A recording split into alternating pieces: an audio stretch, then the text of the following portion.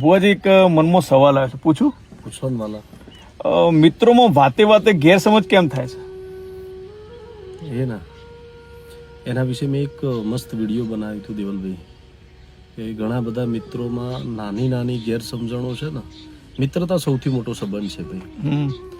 મિત્રતા તો આપ જોઈ લો કે ભગવાન દ્વારિકાધીશ કૃષ્ણ પરમાત્માની સુદામાની મિત્રતા એ અલૌકિક મિત્રતા.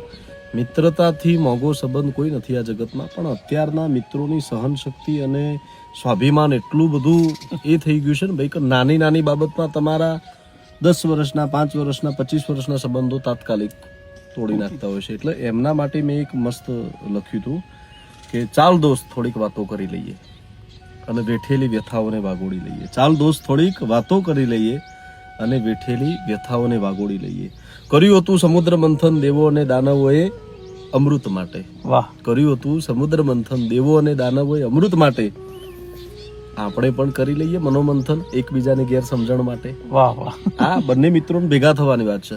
અને નીકળશે વાતોનું વિષ, એકબીજા ઉપર જેટલું ઝેર ચડ્યું હોય નીકળશે વાતોનું વિષ, તો શિવ બની જાશું. મતલબ એ ઝેર પી લેવાની વાત છે અને ફરીથી મારા ભેરું એક જીવ બની જાશું. વાહ.